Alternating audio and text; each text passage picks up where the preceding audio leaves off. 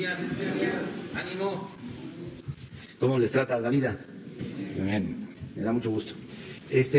Vamos a informar hoy, como quedamos, sobre el acuerdo que se logró en la reunión de la OPEP y de los que no pertenecen a esta organización de productores de petróleo, que consideramos fue favorable para México y considero que para el mundo, tanto para productores como para consumidores, porque se logra estabilizar y en el peor de los casos se evita la caída mayor en el precio del petróleo, lo cual hubiese precipitado aún más la crisis económica mundial, hubiese provocado una mayor caída de la economía en el mundo y esto no es bueno para nadie. Aprovecho para agradecer al presidente Trump por su intervención, porque fue una negociación bastante tensa. México fue la excepción en cuanto a reducción de su producción, porque apenas nos estamos recuperando de la caída que se venía registrando en la producción petrolera en los últimos 14 años. Todo el periodo neoliberal fue un rotundo fracaso en materia de política petrolera, porque primero había mucha producción y precios altos, llegó a costar hasta $100 el barril, y se derrochó el dinero que ingresó a México. Y luego, como se exprimieron los campos petroleros y se comenzó con la declinación, sobre todo de Cantarell, se empezó a caer la producción todos los años, y así recibimos nosotros la actividad petrolera. Y con mucho esfuerzo, desde el año pasado se detuvo la caída, fue el primer año en 14 en que no disminuyó la producción, y con los campos nuevos, con inversiones especiales a Pemex, se venía logrando ya el crecimiento en la producción. Ahora vamos a tener que cerrar válvulas, pero ahí está el petróleo, ya es distinto. Y consideramos que no nos va a perjudicar esta medida, porque al mismo tiempo vamos a seguir rehabilitando nuestras refinerías y destinando más petróleo crudo de exportación a las refinerías, aumentar su capacidad de producción. Esto va a requerir de consumir más petróleo crudo en México, vender menos petróleo crudo en el extranjero, y al producir aquí nuestras gasolinas vamos a reducir las importaciones de gasolinas. Esto va a significar empleos en México y mantener una política de precios de las gasolinas como se ofreció y se ha cumplido, que no haya aumentos en los precios de las gasolinas en términos reales, que no hayan los llamados gasolinazos que habían en el periodo neoliberal de los gobiernos anteriores. Entonces vamos a explicar en qué consistió este acuerdo, lo va a hacer Rocío Nale, y luego vamos a hablar sobre una convocatoria adicional. Ya lo hicimos, pero vamos a volver a pedirle a los médicos del país que nos ayuden, porque necesitamos tener más médicos, más enfermeras, sobre todo especialistas. Si no se tienen los especialistas, porque es un problema también del fracaso de la política neoliberal. En 36 años se dejó de impulsar la educación, se rechazó a los que querían ingresar a las universidades, a las escuelas de medicina, se limitaba el acceso, y el resultado es que ahora tenemos menos médicos de los que necesita el país, y desde luego menos especialistas, y más aún menos especialistas en terapia intensiva, que son los que se requieren para enfrentar la pandemia del coronavirus. Entonces estamos haciendo todo un esfuerzo para que no nos falten los médicos. Se ha avanzado mucho a partir de la primera convocatoria. Se han inscrito como 14,000, ahora Alejandro Schwartz va a explicar. Ya se han contratado como 3,700. Se está llevando a cabo un curso de formación rápida, breve, y se tiene ya un diseño de atención especial. Quiero decirle a la gente que en los momentos más difíciles de la epidemia vamos a tener las camas, vamos a tener los ventiladores, los equipos y los médicos y las enfermeras, porque venimos trabajando desde hace mucho. A pesar de estas carencias estructurales, a pesar de los pesares, vamos a salir adelante, vamos a enfrentar el coronavirus y México saldrá adelante, como lo dijimos desde el principio. Ni el coronavirus, ni mucho menos la malaria, el paludismo, la influenza, la peste de la corrupción nos va a detener. La peste más funesta que ha padecido México, la corrupción, la vamos a desterrar. Ya comenzó la limpia de esa epidemia que había afectado mucho, un contagio bastante extendido, de arriba para abajo, pero nuestras culturas le dieron inmunidad a nuestro pueblo. Y aún cuando decían que el que no transaba no avanzaba, aún cuando decían que la moral era un árbol que daba moras, aún cuando estuvieron dale y dale diciendo de que había que triunfar a toda costa sin escrúpulos morales de ninguna índole, aún cuando quisieron hacernos creer que la corrupción era parte de la cultura del pueblo de México, como llegaron a decirlo, es tan fuerte nuestra herencia civilizatoria, viene de lejos, son tan fuertes nuestras culturas, y de ahí dimana la honestidad de nuestro pueblo, que no pudieron. La mancha negra del individualismo, de la codicia, no pudo eclipsar a México. Por eso vamos a salir adelante. ¿No creen ustedes que hay una calamidad mayor que la corrupción? ¿Una pandemia mayor que la corrupción? Nada se compara con eso. Imagínense, México se convirtió por la corrupción en un país de profundas desigualdades. Desde que visitó Humboldt México y habló de que era de los países del mundo con más desigualdad. Ha habido esa desigualdad, pero nunca se había profundizado tanto como en el periodo neoliberal. Una monstruosa, según las palabras de Humboldt, una monstruosa desigualdad económica y social que produjo la corrupción. Ya hemos hablado en otros momentos que antes nos decían en la escuela, en la universidad, cuando se estudiaba ciencias sociales, de que la acumulación de capital se producía por la explotación que hacía el burgués del proletario, que el dueño de los medios de producción explotaba al trabajador y se quedaba con una plusvalía, una ganancia, y así se iba acumulando el capital de unas cuantas manos y se empobrecía al pueblo. En el caso de México no fue así. Aquí la acumulación de capital se dio al amparo del poder público mediante la corrupción. Por eso a lo mejor en la academia, en las universidades, no se trató el tema de la corrupción durante todo este tiempo. Además se soslayó porque no se consideraba un asunto fundamental. El cambio nuestro consiste precisamente en desterrar la corrupción. Si me preguntan, como lo decía yo en los mítines, díganos, a ver usted que ni siquiera habla de corrido, que está chocheando, como dicen mis adversarios, que arrastro los pies. A ver, díganos rápido, en lo que tarda parado en un solo pie, ¿qué es lo que propone? Acabar con la corrupción. Ese es el plan. Bueno, vamos a que Rocío nos diga qué pasó con la OPEP. Buenos días, con su permiso, señor presidente. Bueno, efectivamente, la semana pasada hubo una reunión de la OPEP. México no pertenece a la OPEP. México pertenece a un convenio de colaboración que se firmó en el 2016 con el grupo que se llama OPEP, no OPEP, o ahora conocido como OPEP Plus. Y este convenio que se tiene con esta organización, pues es de colaboración para mantener los precios de mercado, para mantener los niveles de producción y como colaboración de todos los países. Esto es muy importante señalarlo. Por indicaciones del presidente, actuando México en una forma responsable, porque somos países productores, como muchísimos que no están en esta organización, que se llaman países externos, todos los países colaborando para estabilizar el mercado y sobre todo la crisis económica. Todos los países en el mundo, todos traen una crisis económica fuerte y países productores fuertes, que tienen una producción alta, traen una severa crisis económica. Nosotros somos productores y por instrucciones del presidente de la República, el licenciado Andrés Manuel López Obrador, nos dijo, a ver, vamos a colaborar a nuestras posibilidades y así se planteó en la pasada reunión del 9 de abril en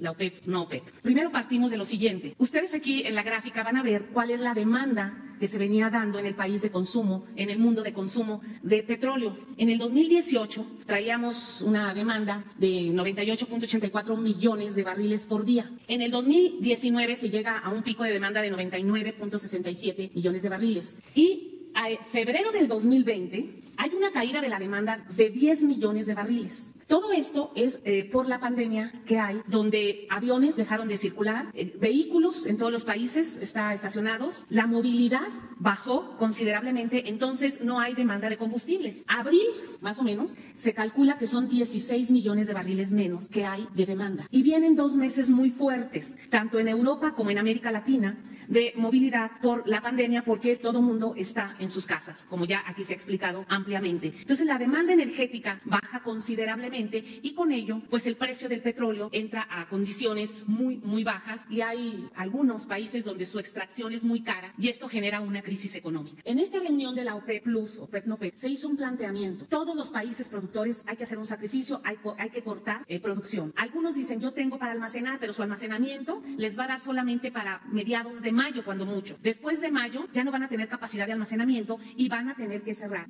válvulas, sean empresas de Estado o sean empresas privadas. Este es un análisis económico en el contexto. Lo que sigue, por favor. Se llegó a la primera planteamiento es que en los 2 primeros meses todos los países pertenecientes a esta organización y a los que están adheridos al convenio, que son 23 países, hicieran una reducción del 23% de su capacidad. De México, ¿qué explicamos? Nosotros dijimos, cada país debe de hacer el recorte de acuerdo a su capacidad extractiva. No es lo mismo Arabia Saudita, que produce 12 millones de barriles al día, que nosotros que traemos 1.753.000 barriles por día. El porcentaje a nosotros nos afecta mucho económicamente y técnicamente. A Arabia Saudita, ellos fijan una reducción mayor por su porcentaje mayor. Por indicaciones del presidente, y como ya se ha comentado, nosotros dijimos, podemos 100.000 barriles, como colaboración al recorte mundial, porque no todos van a recortar, menos nosotros, ¿no? México está en esa actitud y propusimos 100.000 barriles. Quedando México, si ustedes ven la tabla de % de recorte, todos quedan con 23% y México queda con 6%. Hay 3 países que no traen ahí registro, porque ellos, por ejemplo, hay Hay un país que ya trae 1 millón de barriles menos de recorte por cuestiones geopolíticas que ellos traen. Esto se acuerda,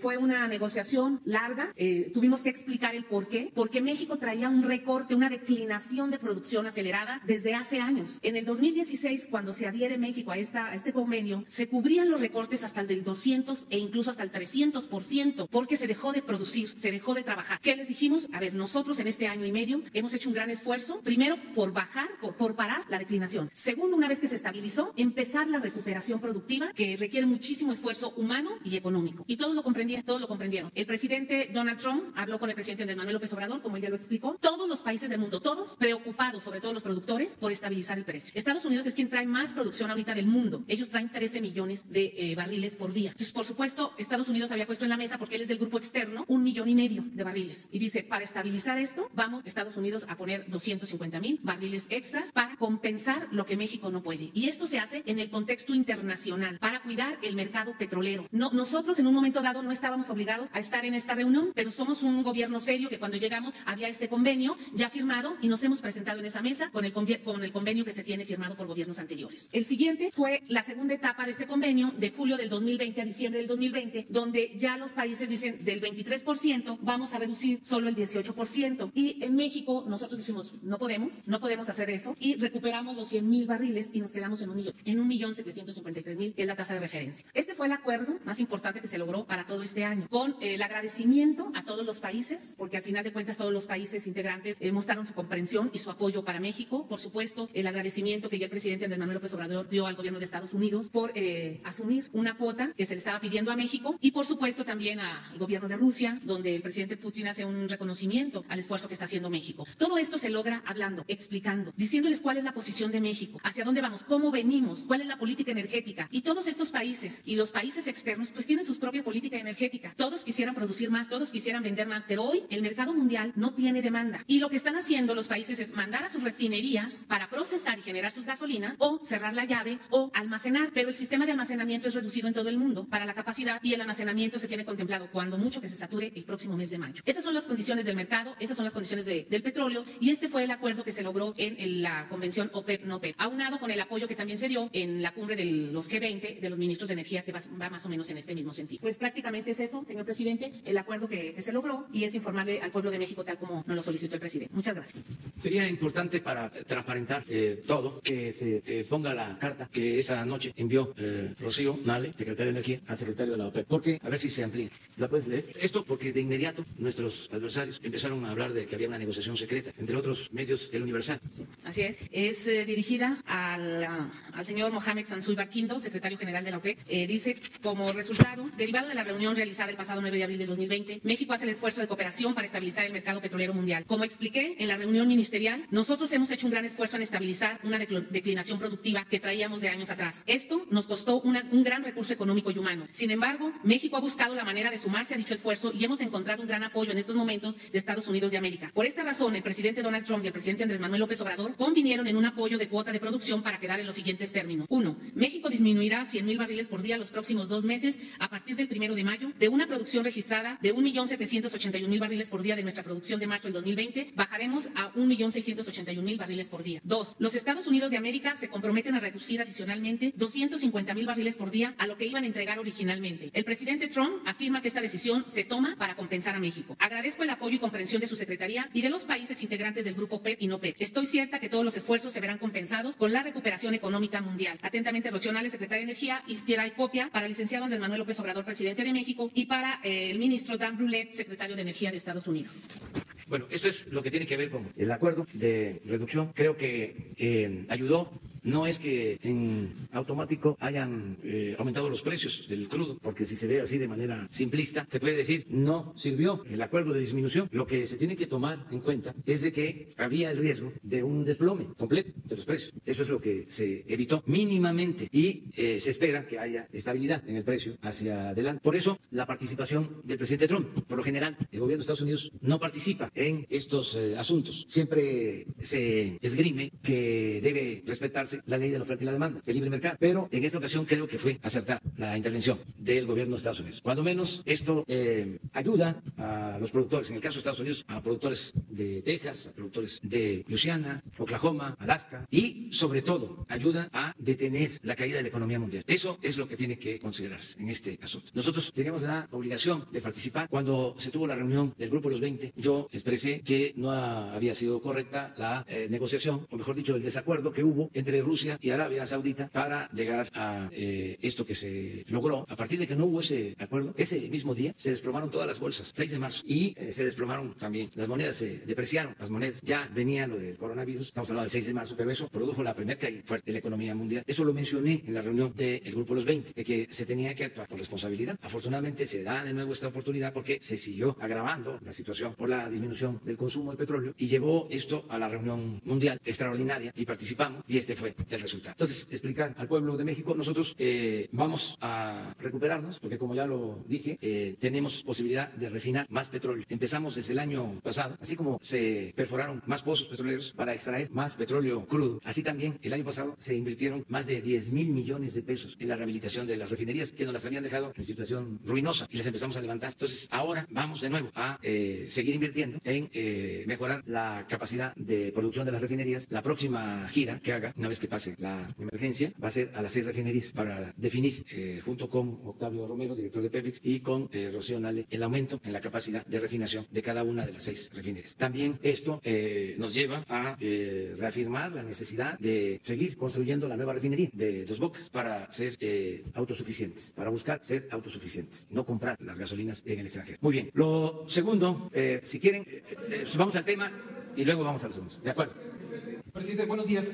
Son 2 preguntas para la Secretaria de Energía, o si es posible que nos conteste el director de Pemex. A mí me gustaría preguntarle, dado que abordó la capacidad de almacenamiento, en este momento, ¿cuál es la capacidad de almacenamiento del crudo mexicano? ¿Los almacenes presentan alguna alerta o hay capacidad suficiente? ¿Y hasta qué fecha México tendría esta capacidad de aguantar, guardar el crudo mexicano? ¿Qué va a pasar mientras la demanda de petróleo se levanta? ¿Cuál es la ruta a seguir para poder sostener esta falta de venta? Y, presidente, después de que es una segunda pregunta, usted, por favor. Yo creo que Octavio. Permiso, presidente. Bueno, con relación a la capacidad de almacenamiento de crudo que tenemos en el país, alrededor de 11 millones de barriles es nuestra capacidad. Hoy la tenemos en la mitad, tenemos una capacidad de almacenamiento. Este era un problema que se venía teniendo en Petróleos Mexicanos durante muchos años. Inclusive, la falta de capacidad de almacenamiento obligó en varios años, sobre todo en los tiempos de los nortes, a cerrar producción.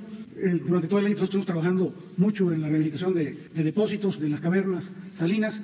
Y hoy día, pues sobre todo ahora que están muy bien los tiempos, sobre todo en el mar, que es donde se exporta, pues tenemos una capacidad suficiente, es decir, para las condiciones que veníamos operando.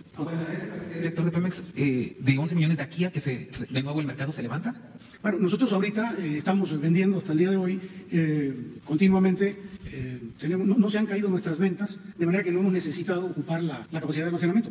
Siempre tenemos reuniones semanales para ir midiendo cómo va nuestra capacidad de almacenamiento y viendo con PMI que los embarques se hagan, que no se nos vaya disminuyendo la capacidad de almacenamiento, previendo lo que pudiera venir. Okay, gracias. Presidente, la segunda pregunta tiene que ver como con las refinerías, que ya adelantó un poco que las va a visitar, pero si nos pudieran presentar o nos puedan decir un adelanto de cómo se ha avanzado en la rehabilitación de las mismas. Ya nos las había comentado un poco la secretaria Nale hace 2 meses, pero ahorita sí ya hay un avance mayor en estas refinerías. Y es una pregunta también sobre el coronavirus a usted, presidente, sobre cómo le ha informado la secretaria de Gobernación y el consejero jurídico sobre la preliberación de personas en situación de cárcel ante la pandemia del coronavirus. ¿Se acuerda que le pregunté este tema la semana pasada? A ver si me puede compartir. Sí, yo pienso que sobre este tema último, mañana informamos, porque sí pedí que nos dijeran cómo vamos. Es una iniciativa que enviamos pasó de la Cámara de Diputados al Senado y está en espera en el Senado. Yo considero que la van a aprobar, luego reanuden sesiones. Presidente, pero ¿le preocupa la población carcelaria, la población en situación de cárcel ante esta pandemia? Digo, en la Ciudad de México la jefa de gobierno ha hablado de que ya se podría iniciar la liberación de personas de mayores de 60 años, de mujeres embarazadas. ¿Qué pasa a nivel federal, presidente? Estamos,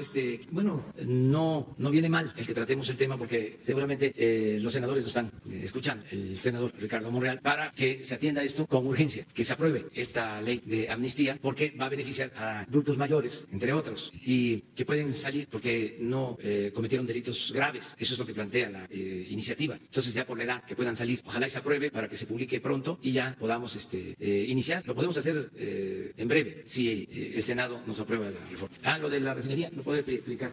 La rehabilitación de la refinería va aproximadamente en un 60% del programa que se le presentó al presidente el año pasado, a principios del año pasado. Prácticamente, como lo mencionó, pues se encontraron en un estado muy mal. Los almacenes estaban vacíos, no hay refaccionamiento. Pemex el año pasado hizo una compra de 10,000 millones, de más de 10,000 millones de pesos de refaccionamiento para las 6 refinerías. Sus gastos de operación, donde incluye catalizadores, productos químicos, las normativas, todo lo que lleva una refinería, pues también ya se le empezaron a dar recursos. Aquí pongo, por ejemplo, un ejemplo. Para la refinería de Tula, sus gastos de operación eran 200 millones de pesos al año. Una refinería promedio en Texas, de la capacidad de Tula, su gasto de operación es de 3,000 a 4,000 millones de pesos. Entonces, traíamos un gasto de operación que los gerentes, que las personas que compran catalizadores, pues no les daba. Hoy se han destinado recursos, se está avanzando y en estos 4 meses de este año, pues se ha incrementado la velocidad de la rehabilitación y con la situación del crudo nos apremia más. Ya se le presentó un programa al presidente que es el que va a ir a checar directamente a las refinerías en la siguiente gira que va a hacer. Sí, por supuesto, las plantas químicas,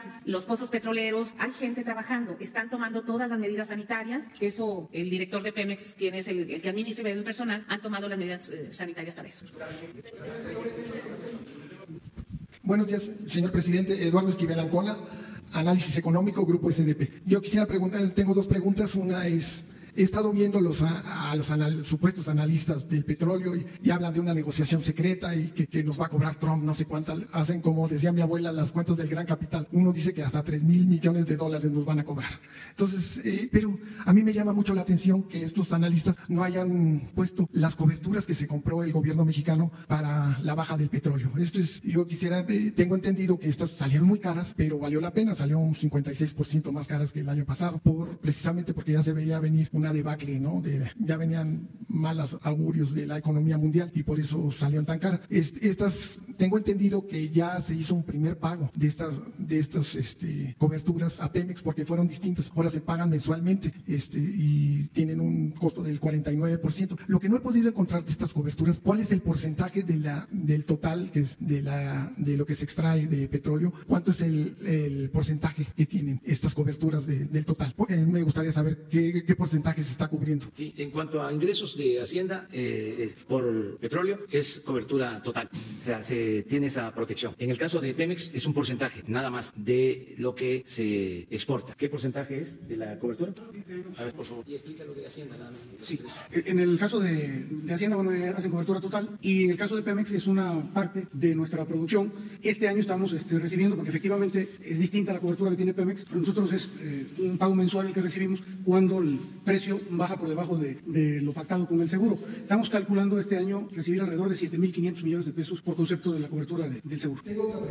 Sí, aquí aprovecho también para decirles, hablando de coberturas, que hoy tengo una reunión con los integrantes del Banco de México, porque y esto lo informo al pueblo, cuando se deprecia la moneda, el Banco de México tiene que compensar a la hacienda pública con un monto. Eso lo entregan de acuerdo a la norma hasta abril del año próximo, pero es con una cobertura, esto por la depreciación del peso. O sea que ahí tenemos un excedente que nos va a ayudar mucho en esta circunstancia, aun cuando se va a disponer hasta abril del año próximo. Esas son las cuentas que queremos hacer bien, pero sí es algo importante para que no nos aumente la deuda. Hemos tomado la decisión de que esos excedentes se destinen a pago de deuda, pero nos va a ayudar a reducir montos por servicio de deuda y a mantener nuestra política de no aumentar impuestos, de no crear impuestos nuevos, de no aumentar en términos reales los precios de las gasolinas, del gas, del diésel, de la luz, por cierto, porque ayer en las redes empezaron a hablar de los aumentos en el precio de la luz. Falso, de toda falsedad.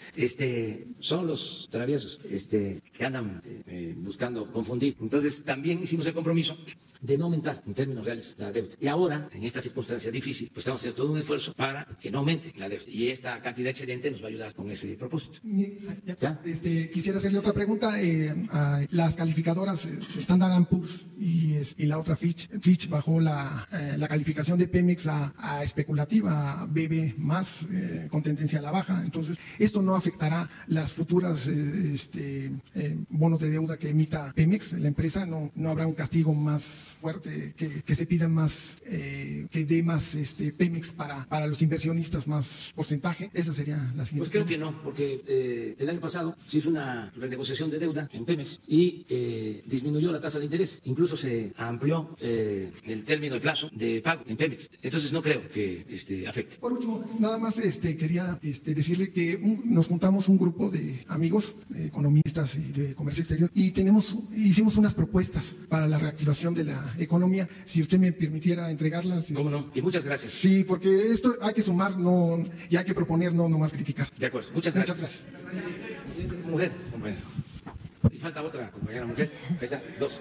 Ya, para equilibrar. Buenos días, señor presidente. Berenice Telles, del diario Nacional 1+1. El Fondo Monetario Internacional pues hizo un pronóstico de que el caso de México va a haber una disminución en la economía del 6%. Y bueno, en comparación ante la crisis, el caso de Italia va a ser del 9%. Entonces, no sé, ¿nos puede dar su opinión con respecto a esto? Pues yo creo que hay que esperarnos. Hay que actuar con mucha responsabilidad. Esto aplica para lo del precio del petróleo, aplica para la actuación de las calificadoras. Como ya lo dijimos y lo repito, en estos momentos de inestabilidad, que no hay normalidad económica, financiera, productiva, no existe normalidad. ¿Cómo califican ahora? ¿Por qué no esperar? O mejor dicho, ¿por qué descalifican ahora? Porque no solo es el caso de México, es general. O sea, son de los cambios que hacen falta hacerse. O sea, el actuar con responsabilidad en estos momentos. Y lo tercero también son los pronósticos. O sea, ¿por qué ahora esperar? Pronósticos de crecimiento, que 9% menos en Italia, 6% menos en México. Esperar y tener confianza. Y depende mucho de la capacidad productiva de los países, depende mucho del manejo de las finanzas. Si hay un manejo de finanzas públicas sana, si no hay endeudamiento, si no hay inflación, si no se deprecia mucho la moneda, pues son otras condiciones. Pero además hay otros factores. Uno, vamos a decir, muy del terreno de la economía. La ventaja de México por el tratado económico comercial con Estados Unidos y con Canadá, eso nos pone en una situación distinta. O sea, podemos nosotros no solo reactivar pronto la economía, porque va a haber pronto también más demanda en Estados Unidos y nosotros tenemos en nuestra relación comercial un superávit con Estados Unidos. Es decir, vendemos más que lo que compramos. Por eso es muy importante el tratado. Eso nos ayuda. Eso no lo tienen otros países. Por eso los que quisieran que yo me peleara con el presidente Trump, pues se van a quedar esperando un tiempo, porque nosotros lo que buscamos es una relación de cooperación con Estados Unidos en beneficio de nuestros pueblos, y esto lo demuestra. Entonces, esos son factores que hay que tomar en cuenta. Y otro que es todavía más importante, que no tiene que ver con los parámetros del modelo neoliberal, es la distribución del ingreso. Porque si hay crecimiento, pero no hay distribución del ingreso, pues acumulan riqueza, se benefician los de mero arriba y el pueblo padece. Pero si se procura la distribución del ingreso, como se está haciendo en México, se garantiza el bienestar del pueblo. En nuestra estrategia, lo dijimos, de recuperación, lo primero es el bienestar del pueblo, lo segundo es el bienestar del pueblo, y siempre el bienestar del pueblo. Terminando la etapa crítica de la epidemia, vamos a inyectar recursos a la economía popular, a la economía familiar, como nunca. Se va a fortalecer la capacidad de consumo. Y si hay capacidad de consumo, pues tiene que haber producción, si hay demanda. Entonces, ¿dónde se tiene que medir la situación económica del país? En el volumen general de ingresos sin distribución o en las tiendas donde compra la gente. Es decir, hay que estar pendiente de cómo van las ventas. No voy a mencionar las cadenas comerciales que tienen presencia en todos lados, en el norte, en el centro, en el sur, porque no voy a hacerles publicidad, pero también en las tiendas de abarrote, en las carnicerías de los pueblos. Si la gente tiene para comprar carne una vez a la semana o dos, ahí es donde se ve. Pero imagínense, los tecnócratas pues, de esto no saben porque no les enseñaron eso, o sea, ni conocen los pueblos, no han ido pues, a visitar México. Puede ser que conozcan más los países del extranjero que nuestro país, que es tan bello, que además como México no hay dos. Pero bueno, eso es lo que puedo decir acerca del pronóstico de lo que me estás comentando. Aquí, ella. Presidente, buenos días. Lidia Arista, reportera de Grupo Expansión. Quisiera preguntarle sobre la demanda que tienen algunos gobernadores para pedirle más recursos para atender la epidemia por el coronavirus. Y por otro lado, también hay gobernadores que quieren romper el pacto fiscal. Esta sería una primera pregunta, por favor. Pues llevamos muy buena relación con los gobernadores. Lo que pasa es que pues, siempre hay polémica, hay debate, pero eso es consustancial a la democracia. No podemos pensar todos de la misma manera. Lo que sí les puedo comentar es que se les han entregado todos los recursos, hasta por adelantado. En el caso de los recursos de salud, se les entregó hasta junio. O sea, para que no se vaya a decir que no tienen los fondos. Recursos extraordinarios para estados y municipios. Es decir, claro, porque todo lo que se está logrando, por ejemplo, este acuerdo que firmamos con los hospitales privados, pues es para todo el país, sin distinción. Todo lo que estamos comprando de equipos es para todos. O sea, sería ruin, canallesco, negar equipos médicos a ciertos estados, solo porque tengan diferencias con nosotros. De ninguna manera, porque es el pueblo de México el que necesita el apoyo. ¿Tiene calculado a cuánto ascienden estos recursos que se entregarán de aquí, después de junio? No tengo el dato exacto, pero sí se los podemos dar. Y, presidente, en ese sentido, ¿también tiene ya calculado cuánto le va a costar a México la pandemia? Es decir, usted mencionaba que había una bolsa de 40,000 millones de pesos. Digamos, ¿con estos recursos alcanzan o van a ser necesarios más? Sí, alcanza. Eso sí le puedo comentar. Tenemos recursos suficientes porque ahorramos y porque se acabó la robadera. Entonces, lo único que estamos padeciendo es también algo que externé en la reunión del G20, de que la epidemia produjo escasez de equipos médicos y especulación. O sea, se compraba un ventilador, no sé, en 100,000 pesos y ahora lo venden en 1 millón. Entonces, eso es lo que se está padeciendo. Y la ONU es como las cosas de Palacio. En Palacio las cosas caminan o se camina despacio. La ONU ha tardado mucho en procurar garantizar igualdad, equidad, precios justos en la compra de los equipos, el no acaparamiento. Entonces, por eso sí estamos padeciendo, pero hay recursos y vamos a tener todos los equipos. Presidente, y la segunda pregunta, por favor, sería, vemos que ya en Sonora se empezaron a implementar multas porque la gente no sale de casa, digamos como una especie de toque de queda, solo bajo ciertas circunstancias la gente puede salir. Yo sé que usted ha dicho que no va a haber toque de queda, pero ¿qué piensa de esta situación? ¿Es necesario ponerle multas a la gente para que obedezca? Vemos que, por ejemplo, en la Ciudad de México, muchos por necesidad, pero otros, pues no, digamos, no entienden esta situación de quedarse en casa. Y, presidente, por favor, aprovechando un comentario, leyó la editorial del Financial Times sobre que hacen un llamado a líderes empresariales, a partidos, a gobernadores a pronunciarse en contra de sus políticas. ¿Qué piensa? Muchas gracias. Pues fíjese que no leo ni siquiera la editorial del Universal o del Reforma, menos voy a leer la editorial de ese periódico.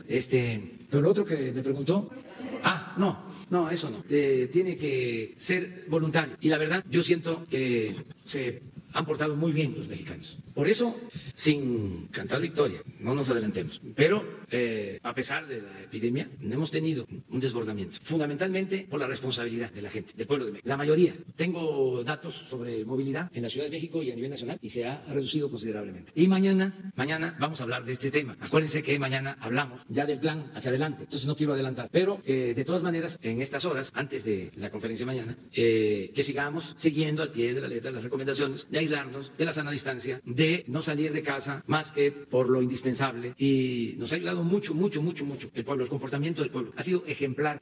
Entonces, mañana hablamos de este tema. Yo creo que pues somos libres. Recuerden ustedes que México es un país democrático, ahora sí, de verdad, y federalista. Y entonces existe la independencia, la soberanía de los estados, y el municipio libre. Eso lo establece el artículo 115. Existe, desde luego, un pronunciamiento federal, un mandato federal ante la emergencia que se debe de respetar. Pero lo mejor es no acudir a lo coercitivo, sino a convencer, persuadir. Lo que decía el presidente Juárez, nada por la fuerza, todo por la razón y el derecho. Y funciona, porque nuestro pueblo es ejemplar. Aunque lo esté repitiendo, el cambio que se dio en México es muy importante porque fue un cambio de mentalidad, una toma de conciencia colectiva. Existe una voluntad colectiva dispuesta al cumplimiento de los deberes, una voluntad colectiva dispuesta a cumplir con los deberes ciudadanos. Eso es lo que hay en México. Esto les parece a algunos increíbles, por eso padecen, se angustian, se enojan, porque en su imaginario están pensando que el pueblo no existe, como era antes, que no tomaban en cuenta el pueblo para nada, le daban la espalda al pueblo. La política era asunto de los políticos, la economía asunto de los economistas. No, la política, la economía, la vida pública es asunto de todos. Esa es la democracia, ese es el cambio que hay. Entonces, no, imagínense una mentalidad autoritaria de estas que se acentuaron en el periodo neoliberal. Es decir, la gente no entiende. Esa es su forma de pensar. La gente no entiende. La gente es malagradecida. La gente no sabe, y hasta no quiero usar una palabra que es ofensiva. Y así, etcétera. Un desprecio del pueblo. Y ellos son los sabiondos. Ahora, a ver, Miguel, por respeto.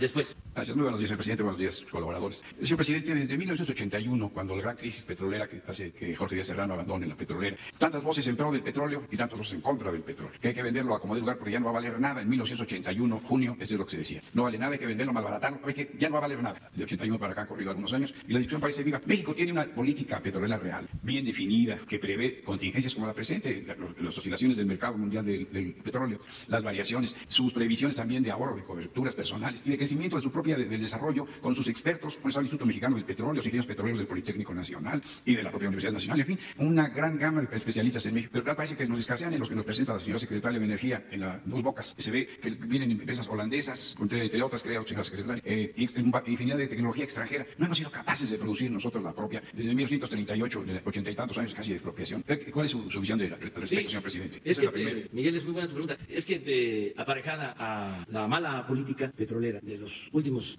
36 años, del periodo neoliberal, del 82 a la fecha. Incluso desde antes, por lo que hablas de el gobierno de López Portillo, donde teníamos que prepararnos para administrar la abundancia, porque se incrementó notablemente la producción y fue cuando empezó a exportarse más crudo. Cuarto productor mundial. Sí, sí, porque hasta los años 70 se cuidó mucho de que se produjera petróleo para consumo interno. Y en todo este periodo, desde el 38 hasta los años 70, finales de los 70, que fue cuando se hicieron las refinerías, se desarrolló la industria petroquímica y se convirtió el Instituto Mexicano de Petróleo en un ejemplo mundial en cuanto a conocimiento, manejo de tecnología petrolera. Era ejemplo en el mundo. ¿Qué pasó en los últimos tiempos? Fueron políticas petroleras equivocadas las que se aplicaron, se explotaron mal los campos, los yacimientos petroleros, se extendió como nunca, se expandió la corrupción en Pemex y al mismo tiempo, bueno, el resultado, menos producción, se destruyó prácticamente toda la industria petroquímica, toda, quedó hecha chatarra. Las refinerías que dejaron, las 6, en ruinas, importando gasolina, porque hasta los 80 no comprábamos gasolina, se producía. Incluso en la industria petroquímica llegamos a ser autosuficientes en fertilizantes, ahora compramos el fertilizante, ¿sí? Se acabó Fertimex. Entonces un fracaso rotundo y se abandonó el Instituto Mexicano del Petróleo. Ahora tenemos una política pues, de recuperación de la industria petrolera bien definida, tan es así que se propuso en el Plan Nacional de Desarrollo el rescate de Pemex y lo logramos. En un año se detuvo la caída de la producción y volvió a crecer la producción petrolera. Y tenemos campos nuevos para producir más petróleo. Estamos, como ya dijimos, rehabilitando las plantas petroquímicas, construyendo la nueva, las refinerías, construyendo la nueva refinería. Y algo que es muy importante, ¿cuál es el propósito principal de la política petrolera de México? No vender petróleo crudo, transformar la materia prima, el petróleo crudo en México, producir en México las gasolinas, ser autosuficiente. Y ese es el esfuerzo que estamos haciendo. Porque somos de los países petroleros, no sé si el principal, pero estamos entre los primeros que a pesar de producir petróleo, de vender petróleo, somos de los países que más compramos combustible, gasolinas en el extranjero. Es una paradoja. Yo siempre digo que es como vender naranja y comprar jugo de naranja. Entonces, ¿qué es lo más importante de la política nuestra? Es que podamos ser autosuficientes en combustibles, que se produzca en México las gasolinas. ¿Cuánto estamos comprando de gasolinas en porcentaje del consumo nacional? 70%. 70%. Imagínense. Y no es un asunto nada más económico, es un asunto de seguridad nacional, de soberanía. Imaginen, por eso la irresponsabilidad de los tecnócratas no tuvo límite. Están como para una décima de jarochos.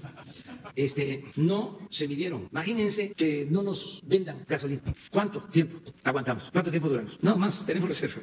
Pero no mucho, teniendo el petróleo crudo. Entonces, por eso es esta política. Y la vamos a continuar. Y tenemos que terminar las refinerías, rehabilitar las que tenemos, aumentar la capacidad de refinación y no depender de la compra de gasolinas en el extranjero. Quería preguntarle, señor, es evidente que tiene usted asesores, consejeros, su experiencia personal de gobernar y su sensibilidad de hombre que siente las necesidades del país. Ante el panorama mundial, usted se calma, tranquilidad, serenidad. Le mueve mucho esta experiencia, le acompaña mucho su instinto de político, el otear, el ver el horizonte y el adivinar el conocimiento que tiene de personas y de situaciones. Le ayuda a guiar sus decisiones.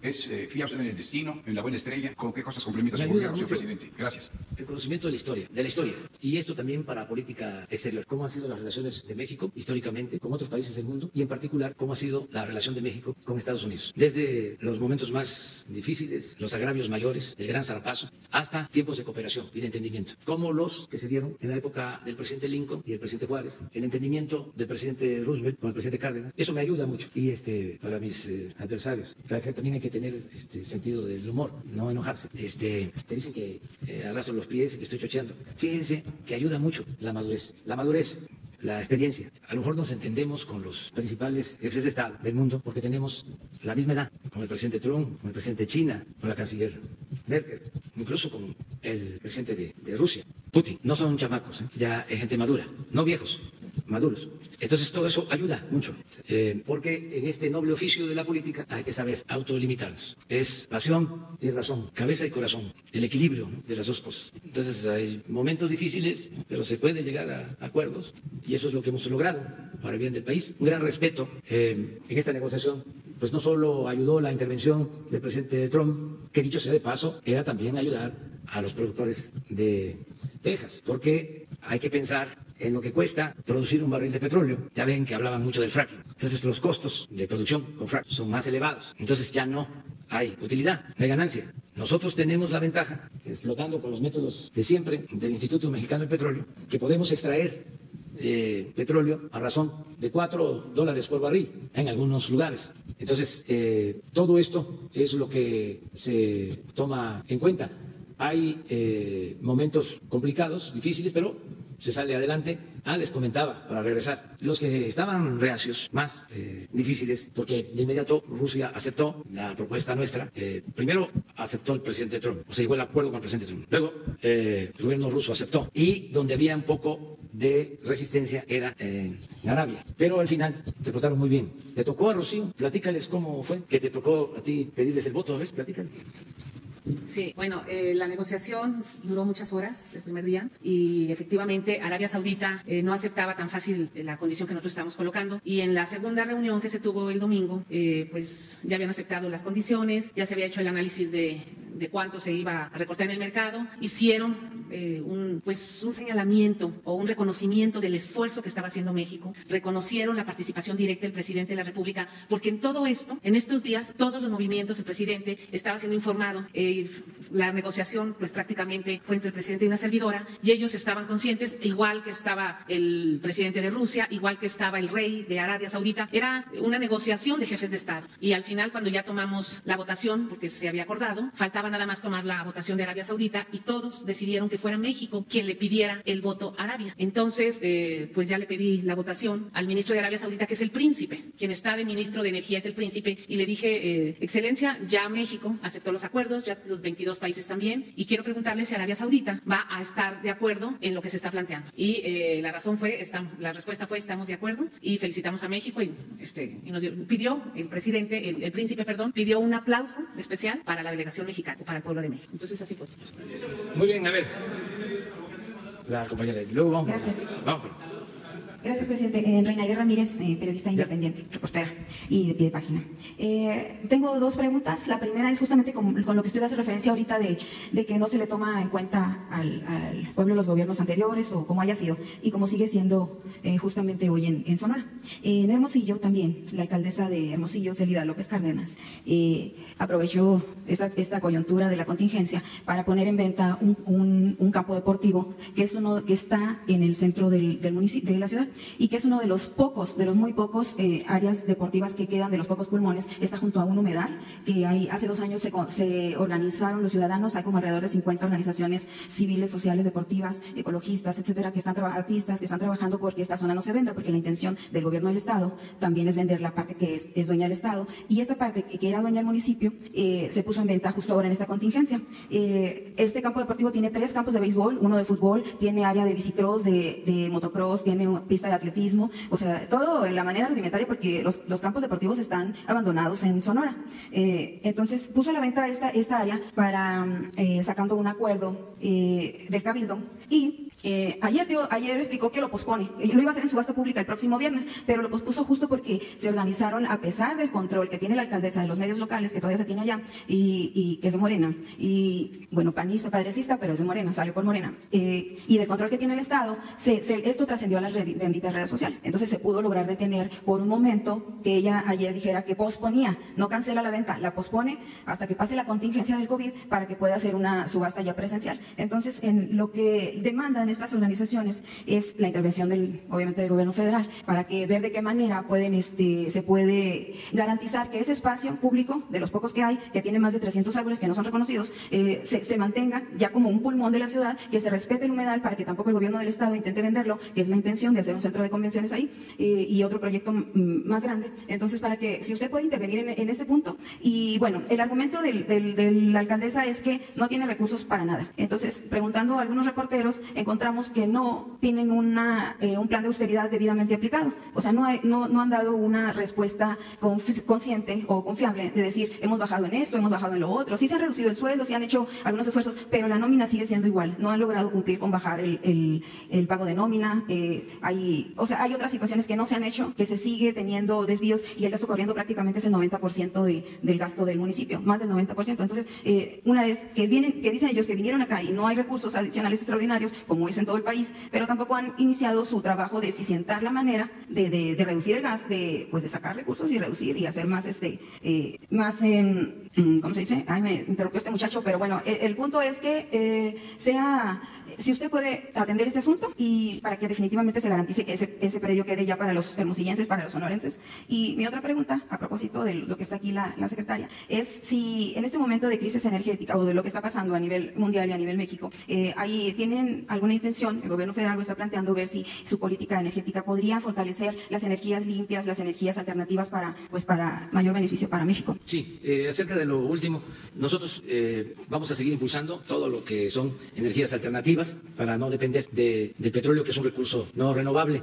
Todo esto de disminuir la producción también significa guardar este recurso para las nuevas generaciones, porque no es nada más de nosotros, de nuestra generación, es de los que vienen detrás de nosotros, y tenemos que actuar de manera responsable. Por eso la apuesta no era desde el principio a producir más de la cuenta. La apuesta es producir lo que se requiere para garantizar nuestro consumo de combustibles. Y sí vamos a seguir ayudando en todo lo que es el fomento de energías alternativas, que es indispensable, fundamental. Acerca de lo que planteas de Hermosillo, yo creo que la actuación de la presidenta municipal es por la situación tan precaria del presupuesto de los ayuntamientos. No solo es el caso de Hermosillo, es el caso de la mayoría de los gobiernos municipales y también de los gobiernos de los estados, porque nosotros recibimos una hacienda pública en crisis, llevamos a cabo medidas, estamos combatiendo la corrupción, evitando el despilfarro, ahorrando, quitamos todos los lujos, y esto mismo, como tú lo señalas, lo tienen que hacer en los estados y lo tienen que hacer en los municipios, porque también ellos heredaron haciendas públicas quebradas, gobiernos que heredaron deudas, gobiernos estatales,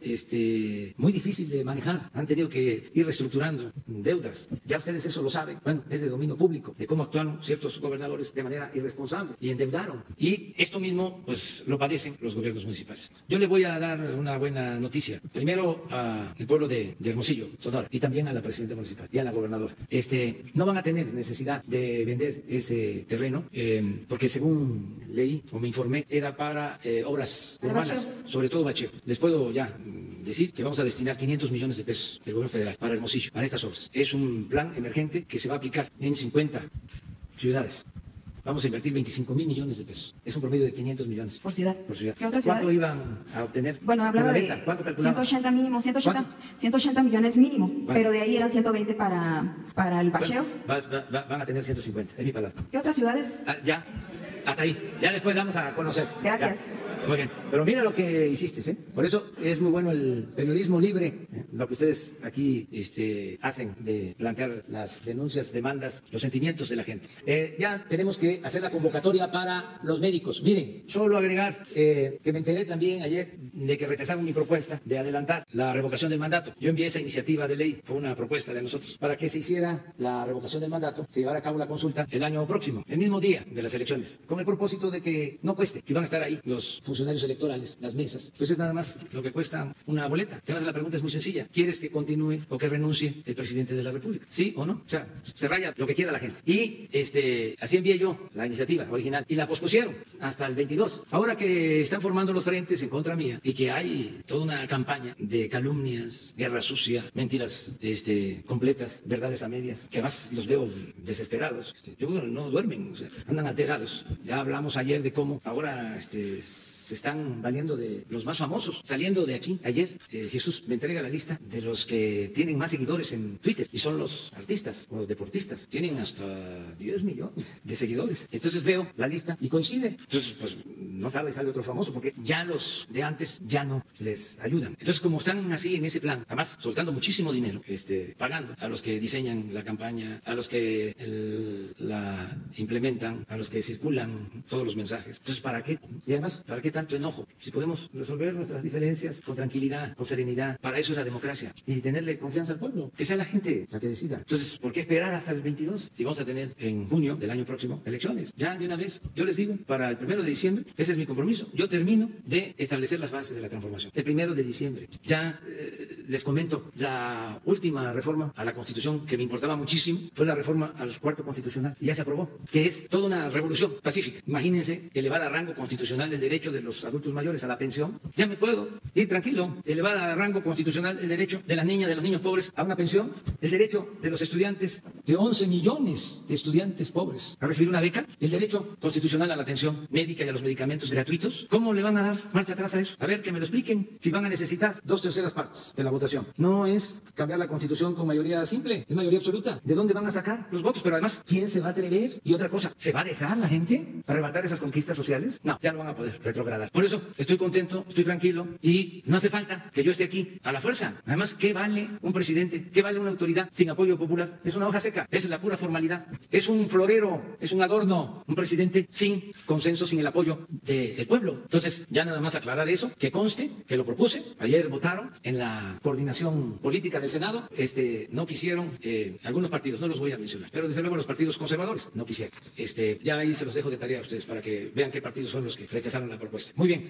Nada más termino pues haciendo el llamado a los médicos, a las enfermeras, que son tan importantes, las enfermeras, indispensables en estos momentos, que nos ayuden, que se inscriban para participar, aunque sea de manera temporal. Les garantizamos trabajo permanente, porque tenemos un déficit. Nos dejaron un faltante de enfermeras y de médicos, y más de especialistas. Entonces, les garantizamos trabajo, vamos a decir base, trabajo permanente. Pero si no quieren trabajar todo el tiempo, que nos ayuden cuando menos 6 meses, nada más que pasemos esta situación difícil para nuestro pueblo. Se pueden inscribir, están llevándose a cabo cursos de capacitación con los mejores especialistas. El doctor Alejandro Schwartz va a explicarles en qué consiste este apoyo, cómo podrían inscribirse. Ya hay médicos que trabajan en farmacias, médicos generales, y las farmacias, dueños de farmacias o asociaciones de farmacias, están permitiendo que puedan estos médicos ayudarnos, incorporarse. Y hago también el llamado a que todos los que tienen que ver con la salud, hay empresas que tienen consultorios con médicos, también firmamos el acuerdo con los hospitales privados, pero hay muchos hospitales pequeños, medianos, en las distintas regiones del país que también nos pueden ayudar, y ya está definido el parámetro del pago por este servicio a partir del convenio con los hospitales privados. Entonces, esto aplicaría para cualquier hospital particular que quiera ayudarnos. Nos estamos preparando. El propósito es que no falte una sola cama, un solo ventilador, que tengamos a todos los médicos que se necesitan, cuidando a los enfermos. Entonces, a ver, Alejandro. Buenos días, señor presidente, con su permiso. Nuestro país y el mundo viven momentos inéditos, pero los recursos humanos para la salud, nuestros profesionales, siempre han mostrado una gran interés y un gran compromiso ante momentos de adversidad.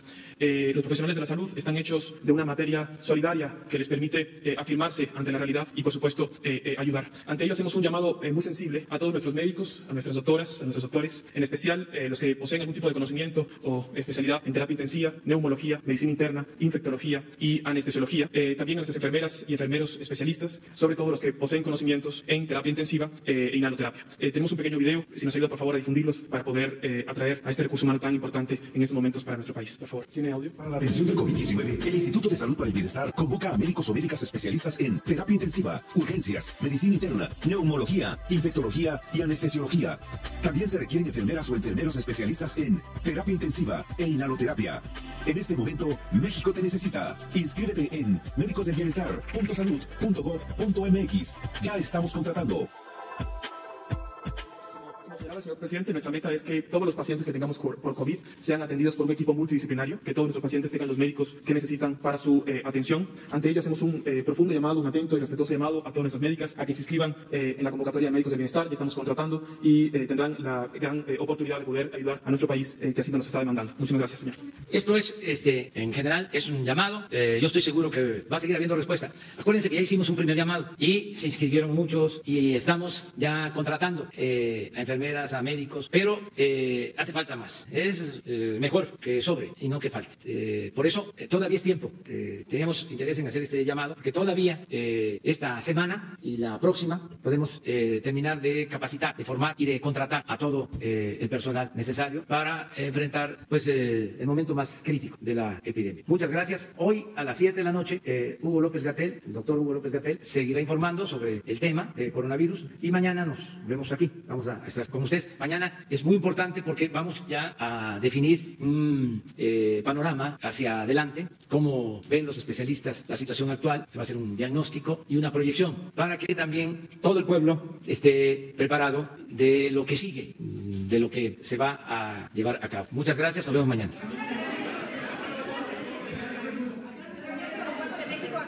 Creo que es a las 10. Hoy también con salud, a las 8 de la noche. Hoy no. Es general, es aquí, informan en ese teléfono, ¿verdad? No, es indefinido, sí.